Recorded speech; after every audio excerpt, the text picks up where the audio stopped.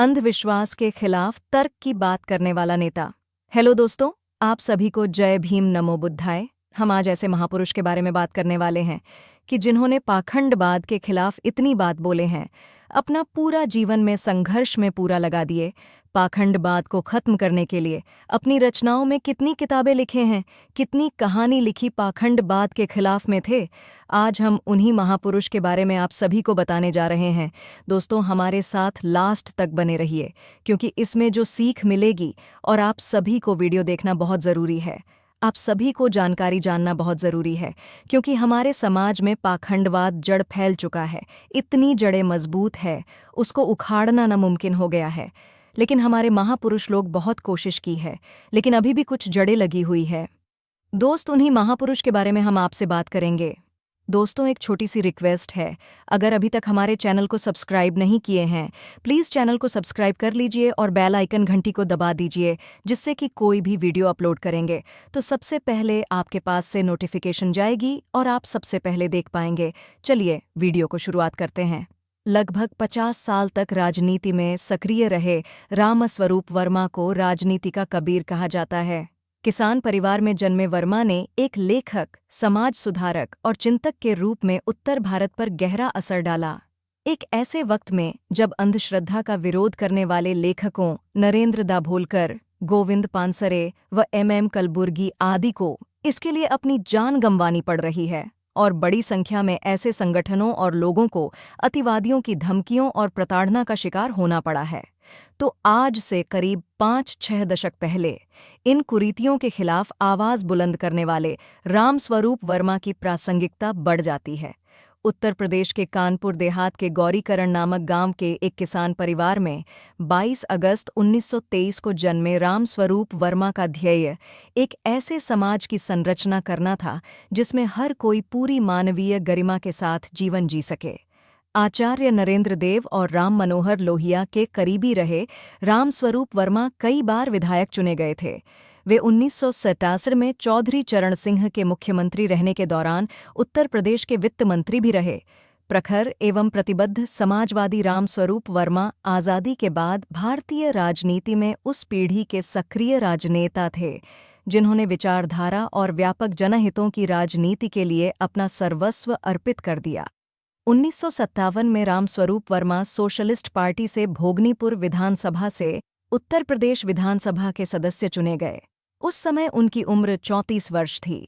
1967 में संयुक्त socialist party से, 1959 में निर्दलीय, 1980, 1989 में शोषित समाज दल से विधानसभा के सदस्य निर्वाचित हुए। 1949 में छठी बार शोषित समाज दल से विधानसभा के सदस्य चुने गए। उन्होंने अर्जक संघ की स्थापना 1 जून 1968 को की थी। अर्जक संघ मानववादी संस्कृति का विकास करने का काम करता है। इसका मकसद मानव में समता का विकास करना, ऊंच नीच के भेदभाव को दूर करना और सबकी उन्नति के लिए काम करना है। संघ 14 मानवतावादी त्योहार मनाता है। इनमें गणतंत्र दिवस, आम्बेडकर जयंती, बुद्ध जयंती, स्वतंत्रता दिवस के अलावा बिरसा मुंडा और पेरियार रामास्वामी की पुण्यतिथियां भी शामिल हैं। अर्जक संघ के अनुयायी सनातन विचारधारा के उलट जीवन में सिर्फ 2 संस्कार ही मानते हैं, विवाह और मृत्यु संस्कार। शादी के लिए परंपरागत रस्में नहीं निभाई जातीं। लड़का लड़की संघ की पहले से तय प्रतिज्ञा को दोहराते हैं और एक दूसरे को वरमाला पहनाकर शादी के बंधन में बंध जाते हैं। मृत्यु के बाद अंतिम संस्कार मुखाग्नि या दफनाकर पूरा किया जाता है, लेकिन बाकी धार्मिक कर्मकांड इसमें नहीं होते। इसके 5 या 7 दिन बाद सिर्फ एक शोक सभा होती है। अर्जक संघ के मुताबिक दरअसल हमारे हिंदू समाज में जन्म के आधार पर बहुत ही ज्यादा भेदभाव किया गया है। कोई पैदा होते ही ब्राह्मण तो कोई वाल्मीकि होता है।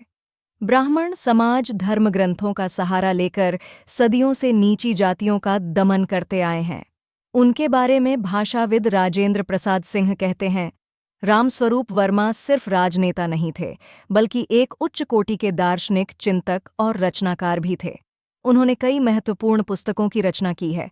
क्रांति क्यों और कैसे, मानववाद बनाम ब्राह्मणवाद, मानववाद प्रश्नोत्तरी, ब्राह्मणवाद महिमा क्यों और कैसे, अछूतों की समस्या और समाधान, आंबेडकर साहित्य की जब्ती और बहाली, निरादर कैसे मिटे, शोषित समाज दल का सिद्धांत, अर्जक संघ का सिद्धांत, वैवाहिक कुरीतियां और आदर्श विवाह पद्धति, आत्मा पुनर्जन्म मिथ्या, मानव समता कैसे, मनुस्मृति राष्ट्र का कलंक आदि उनकी प्रमुख रचनाएं हैं। वे कहते हैं वर्मा की अधिकांश रचनाएं ब्राह्मणवाद के खिलाफ हैं।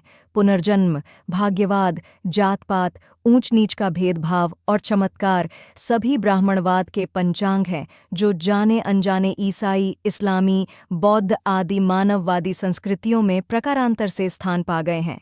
वे मानववाद के प्रबल समर्थक थे। वे मानते थे कि मानववाद वह विचारधारा है जो मानव मात्र के लिए समता, सुख और समृद्धि का मार्ग प्रशस्त करती है।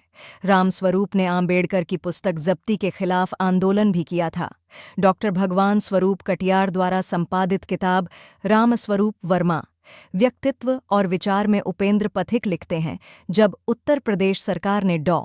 भीमराव आंबेडकर द्वारा लिखित पुस्तक जाति भेद का उच्छेद और अछूत कौन पर प्रतिबंध लगा दिया, तो रामस्वरूप ने अर्जक संघ के बैनर तले सरकार के विरुद्ध आंदोलन किया। साथ ही अर्जक संघ के नेता ललई सिंह यादव के हवाले से इस प्रतिबंध के खिलाफ इलाहाबाद हाई कोर्ट में मुकदमा दर्ज करा दिया। वर्मा जी खुद कानून के अच्छे जानकार थे। अंततः मुकदमे में जीत हुई और उन्होंने सरकार को आंबेडकर के साहित्य को सभी राजकीय पुस्तकालयों में रखने की मंजूरी दिलाई। उन्हें याद करते हुए वरिष्ठ लेखक मुद्रा राक्षस कहते थे, यह इस देश का दुर्भाग्य है कि इतना मौलिक विचारक और नेता अधिक दिन जीवित नहीं रह सका, लेकिन इससे भी बड़ा दुर्भाग्य यह है कि समाज को इतने क्रांतिकारी विचार देने वाले वर्मा को उत्तर भारत में लगभग पूरी तरह से भुला दिया गया। रामस्वरूप वर्मा ने कभी भी सिद्धांतों से समझौता नहीं किया। उनकी दिलचस्पी राजनीति से अधिक सामाजिक परिवर्तन में थी। वह वैज्ञानिक चेतना पर जोर देते थे। उनका निधन 19 अगस्त 1949 को लखनऊ में हुआ। एक ऐसे वक्त में जब ब्राह्मणवाद द्वारा नए नए तरीकों से फैलाए गए अंधविश्वास, पाखंडवाद और सांप्रदायिकता आज भी मुंह बाएं खड़े हैं। उनके खिलाफ सिर्फ अतिवादियों से ही नहीं बल्कि पूंजीवादी व्यवस्था से भी लड़ना है, तो क्रांतिकारी रामस्वरूप वर्मा जी के वैज्ञानिक, तर्कयुक्त और पाखंड से दूर विचार समाज के लिए बहुत उपयोगी साबित हो सकते हैं। दोस्तों, इन महानायक महापुरुष रामस्वरूप वर्मा जी को हम शत शत नमन और सलाम करते हैं, जिन्होंने हमारे समाज के ऊपर अपना जीवन संघर्ष अपना लगा दिए। दोस्तों, आपको कैसा लगा वीडियो उनके जीवन संघर्ष की कहानी सुनकर? आपको कैसा लगा प्लीज़ कमेंट के माध्यम से हमें ज़रूर बताएं। और चैनल पर पहली बार आए हैं तो प्लीज़ चैनल को सब्सक्राइब करके हमारा सपोर्ट करें। आप सभी को तहे दिल से जय भीम नमो बुद्धाय।